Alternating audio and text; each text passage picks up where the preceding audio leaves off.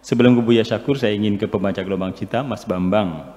Saya tadi dalam kurikulum vitae juga membaca bahwa Mas Bambang itu terlibat beberapa kegiatan-kegiatan kesenian, khususnya dalam drama begitu ya, katakanlah sebagai seorang sutradara.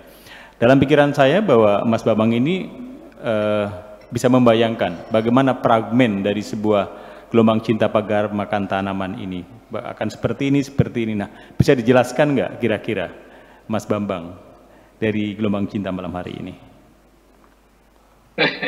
Ya, sebenarnya naskah itu yang saya bacakan ini sebenarnya sangat tertarik. Kalaupun itu diterjemahkan menjadi sebuah drama, itu asik sekali sebenarnya, Pak.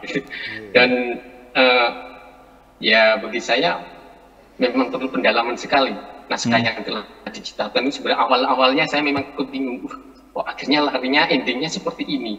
Wah, akhirnya saya punya ini kalau didramakan ini kelihatannya sangat menarik sekali ini. Iya. Kalau nilai yang paling muncul atau yang paling dominan dalam gelombang cinta ini apa ini? Yang bisa digambarkan oleh Mas Bambang sendiri.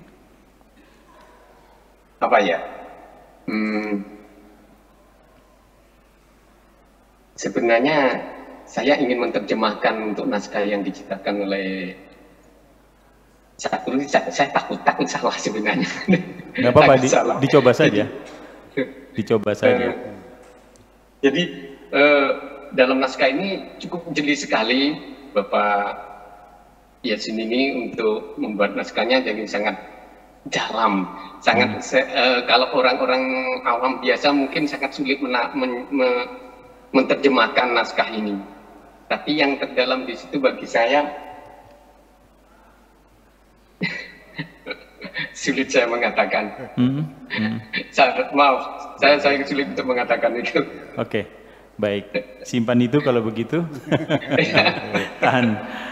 Sekarang ke Buya Syakur. Di bait pertama sampai di tengah, kemudian hampir mendekati pada dialog ini Buya, saya membaca bahwa gelombang cinta ini penuh dengan sugesti diri tentang bagaimana kita meraih kebahagiaan. Salah satu yang dicatat adalah tidur cukup, olahraga, kemudian jalin hubungan dengan orang-orang baik. Tetapi juga ada beberapa yang kemudian disampaikan dalam gelombang cinta ini tentang kelayakan personal. Seorang suami yang layak itu seperti ini, istri juga begitu. Kemungkinan teman atau juga tetangga. Ini kelayakan-kelayakan yang digambarkan oleh Buya ini, katakanlah bisa dijelaskan lebih luas lagi Buya. Iya, jadi artinya tulisan-tulisan saya ini sesungguhnya apa yang saya sampaikan itu adalah pengalaman-pengalaman kemanusiaan yang saya rekam dari kehidupan sehari-hari, bahwa jangan kau anggap orang-orang sekitarmu, teman-temanmu, sahabatmu, saudaramu, jangan kau anggap semuanya orang baik-baik saja kok. Ini saya aneh sekali, banyak orang takut setan, takut jin, sampai dia, iya kan, lewat kuburan aja nggak berani, betul nggak? Betul. Sekarang tanya, yang kejam, yang bisa membunuh manusia, menyiksa manusia, itu jin, setan apa manusia? Manusia. Yang bisa membunuh manusia miliaran, jutaan manusia, setan atau manusia? Manusia. Yang menipu kamu setan apa manusia? Manusia.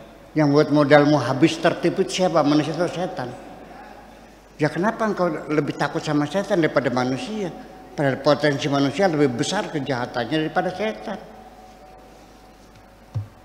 Jadi makanya tidak selalu anak juga akan baik kepada kita kok. Saya tiap saat seling bagi warisan, iya kan?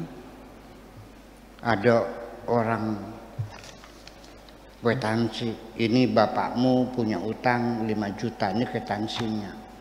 Anaknya tidak mau melunasinya, ya silakan aja nagih kuburan.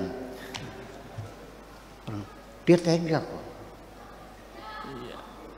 Ada lagi seorang orang tua mewakafkan tanahnya. Tadinya diserahkan kepada saya. Saya bilang saya tidak siap menerima tanah wakaf ini karena lokasinya tidak sesuai dengan jauh. Jadi saya sarankan kepada yayasan saja yang bisa memanfaatkan. Silakan.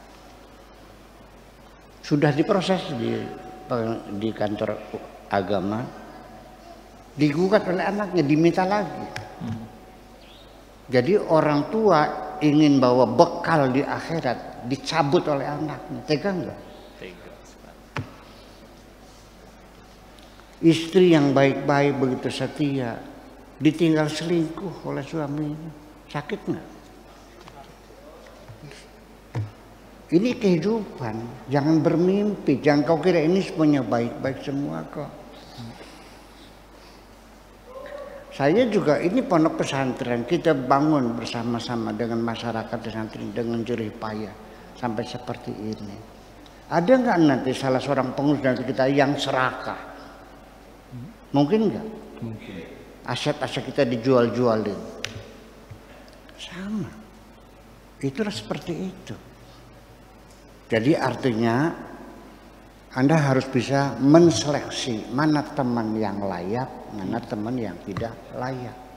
Kapan Anda bisa tahu? Saya sudah sering mengatakan berulang-ulang.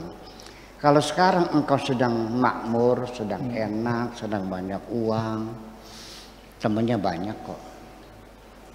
Setiap hari banyak orang datang, pagi, sore, siang, belum datang, berdatangan. Iya. Tapi ketika engkau itu usahanya lagi bangkrut, dalam keadaan susah, saya mau bertanya, tinggal berapa orang temanmu yang tersisa yang tetap selalu bersamamu? Ya ada 4 orang mah. Oh 4 orang. Tadinya mah ribuan kok, tinggal 4 orang. Berarti teman setiamu itulah yang 4 orang itu yang tetap bersamamu ketika engkau dalam keadaan susah. 4 orang ini tolong dijaga baik-baik, dirawat, itulah teman setiamu. Ini kehidupan sehari-hari. Ya, kadang-kadang bukan orang saudara jadi musuh, orang lain malah jadi saudara kok. Dan yang menolong kita bukan orang saudara sendiri, orang lain yang kadang-kadang kita baru ketemu belum lama kok. Ini kehidupan. Setuju katanya itu. Iya.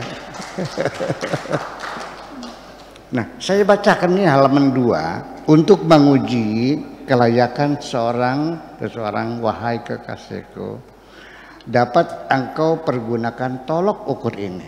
Ini tolok ukurnya. Layak atau tidak. Untuk menilai kelayakan seorang suami, coba lihat saja bagaimana kelakuannya ketika istrinya sedang sakit. Sedang hamil. Ditinggal selingkuh kok. Betul nggak? Dengan teganya istri lagi sakit, dia pergi main gaplek pulang pagi. Saya tahu sendiri kok. Saya tahu sendiri. Seperti itu. Makanya jadi itulah kalau ingin tahu layak atau tidak suamimu. Coba kau perhatikan ketika kau sedang dalam keadaan susah, sedang sakit, bagaimana kelakuannya.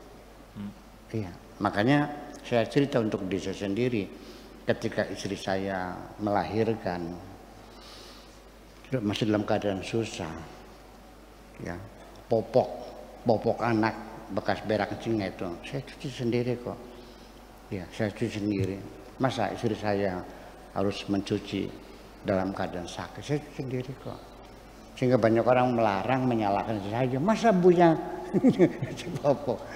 Memang sengaja aku lakukan, hanya sekedar aku ingin membuktikan bahwa aku adalah lelaki yang setia.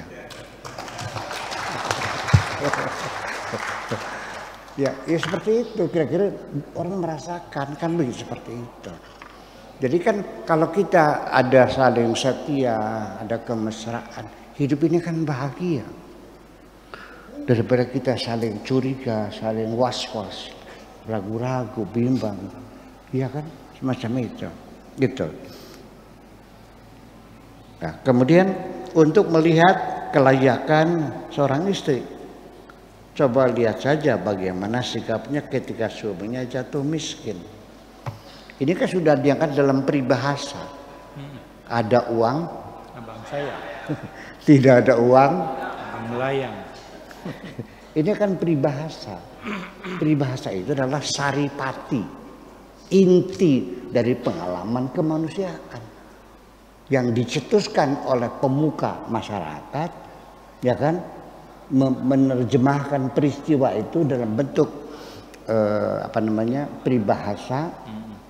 Ada uang abang sayang, tidak ada uang abang ditendang, itu peribahasa. Artinya kita akan banyak menemui seorang istri itu kayak apa sayangnya, kayak apa cintanya, bagaimana dia ketika suaminya sedang kaya raya. Begitu usahanya bangkrut, jatuh miskin, minta apa? Mertua juga datang. Ya sudah nak, kalau engkau tidak sanggup ngasih makan anakku, ya aku ambil lagi. Suami istri kan ada cerainya, sama anak mah nggak ada. Ucapan itu bener nggak?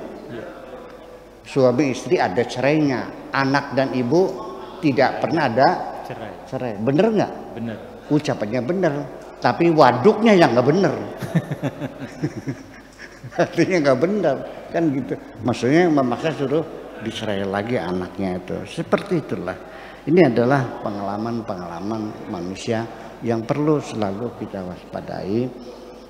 Tidak usah Anda harus mengalami sendiri. Mengambil pelajaran hidup tidak perlu Anda harus mengalami sendiri.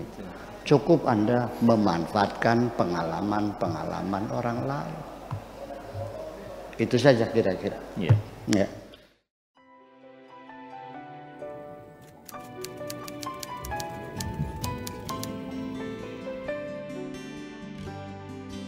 Aku hanya ingin berbagi kebahagiaan